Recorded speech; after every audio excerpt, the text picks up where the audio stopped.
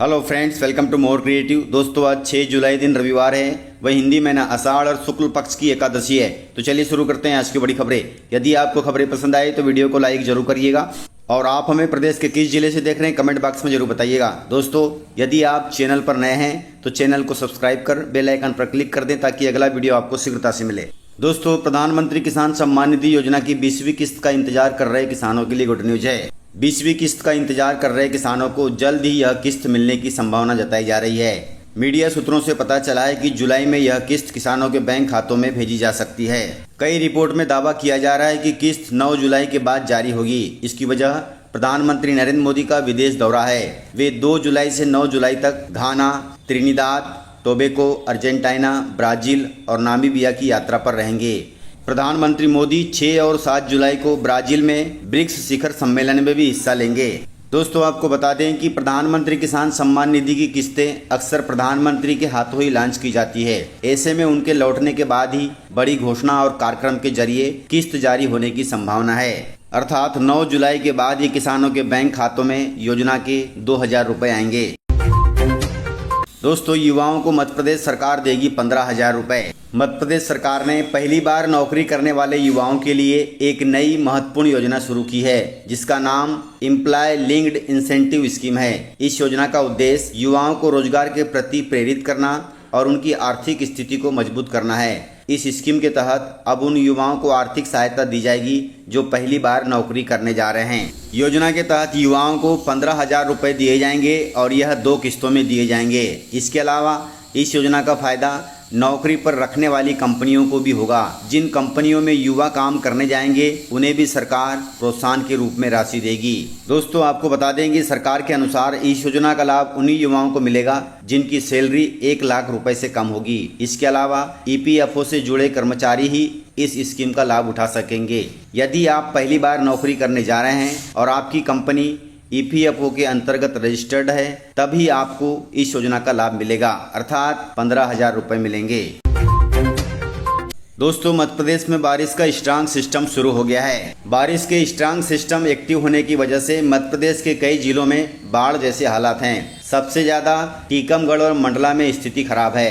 यहाँ कई गाँवों में पानी भर गया है और शहर में भी जल भराव के हालात हैं। वहीं डिंडोरी जिले में भी अच्छी बारिश हुई है। यहाँ पर भी सड़कों पर 2 फीट से ज्यादा पानी भरा हुआ है। इसके अलावा सिवनी नदी का पानी पुल पर आने से जबलपुर अमरकंटक नेशनल हाईवे बंद हो गया है। वहीं गुना जिले में तेज बारिश के चलते कई इलाकों में पानी भर गया है। सड़कें भी तालाब बन गई है। इस प्रकार प्रदेश के कुछ जिलों को छोड़कर अधिकांश जिलों में बारिश अच्छी हो रही है।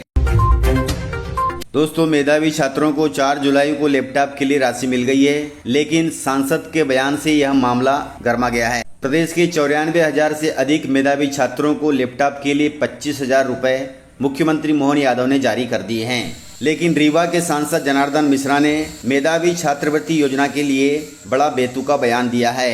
रीवा के एक्सीलेंस शासकीय स्कूल में वे बतौर मुख्य अतिथि पहुंचे थे। उन्होंने मेधावी छात्रों को संबोधित करते हुए बयान दिया। उन्होंने कहा कि कोई भी बच्चा लैपटॉप नहीं ले पाएगा, बल्कि जो यह राशि मुख्यमंत्री द्वारा दी जा रही है उनके पिता इस राशि से नशा पानी कर लेंगे और बच्चे बिना लैपटॉप के रह जाएंगे। सांसद महोदय ने बच्चों से कहा कि अपने नशेड़ी पिता से यह राशि लेना है और अपने लिए लैपटॉप खरीदना है।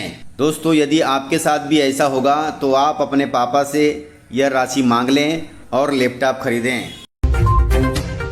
दोस्तों, MP में गजब का घोटाला हुआ है। 4 लीटर पेंट पोतने के लिए लगे हैं 168 मजदूर और 65 मिस्त्री।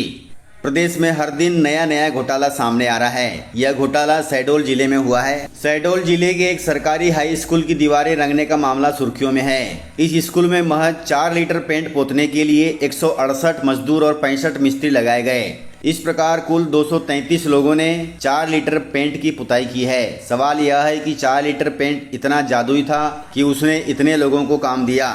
स्कूल में इतनी सी पुताई के लिए 1,06,000 रुपए का बिल बना है। इसमें बड़ी बात यह है कि स्कूल शिक्षा विभाग के जिला शिक्षा अधिकारी ने इस बिल को बिना पलक झपकाए मंजूरी भी दे दी। दोस्तों, इस प्रकार मध्य प्रदेश के स्कूलों में गजब का घोटाला चल रहा है।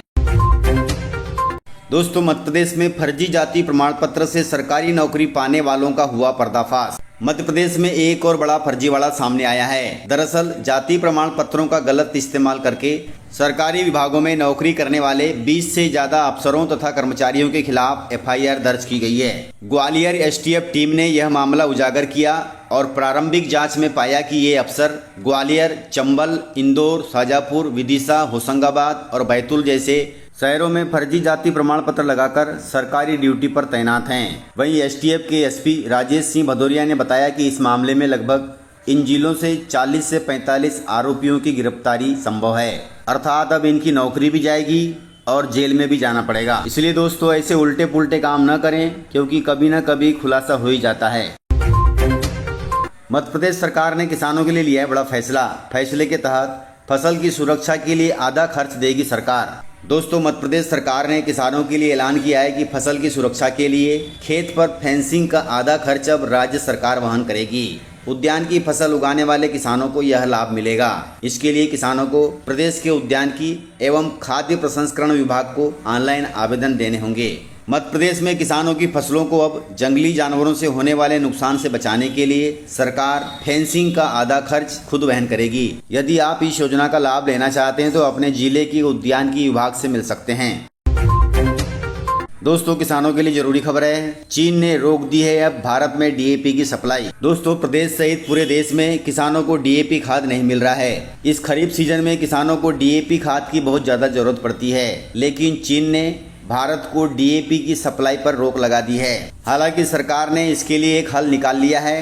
अब देश में तरल डीएपी का उत्पादन किया जा रहा है। किसान इसके उपयोग के प्रति जागरूक भी होने लगे हैं। सरकार द्वारा नैनो डीएपी के लिए किसानों को पिछले 2-3 वर्षों से जागरूक भी किया जा रहा है। सरकार का कहना है कि यदि किसान नैनो डीएपी का पूरी तरह से उपयोग करना चालू कर देंगे तो हमें दूसरे देशों पर डीएपी खाद के लिए निर्भर नहीं रहना पड़ेगा। हालांकि चीन के अलावा दूसरे देशों से भी भारत में डीएपी आता है। चीन ने डीएपी की सप्लाई पर रोक लगा दी है, लेकिन दूसरे देशों से डीएपी आता रहेगा। लेकिन भारत सरकार ने उर्वरक क्षेत्र में विदेशों पर निर्भरता कम करने के लिए यूरिया और डीएपी की जगह नैनो यूरिया और नैनो डीएपी का विकल्प ढूंढ लिया है। यदि किसान इसे अपना लेते हैं तो हम आत्मनिर्भर हो जाएंगे और हमारा पैसा दूसरे देश में नहीं जाएगा। इसलिए कोशिश करें कि अपने खेतों में नैनो डीएपी और नैनो यूरिया का इस्तेमाल हो।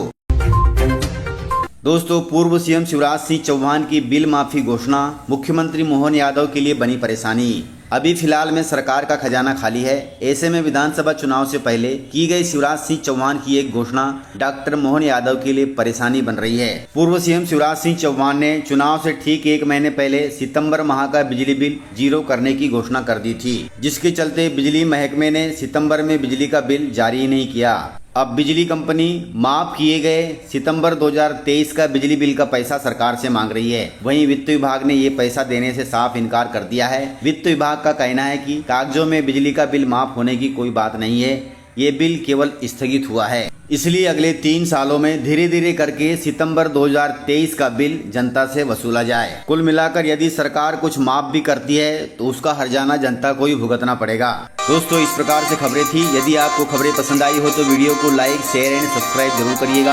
तो मिलते हैं सर अगले वीडियो में, तब तक के लिए जय हिंद, जय भारत, जय एमपी।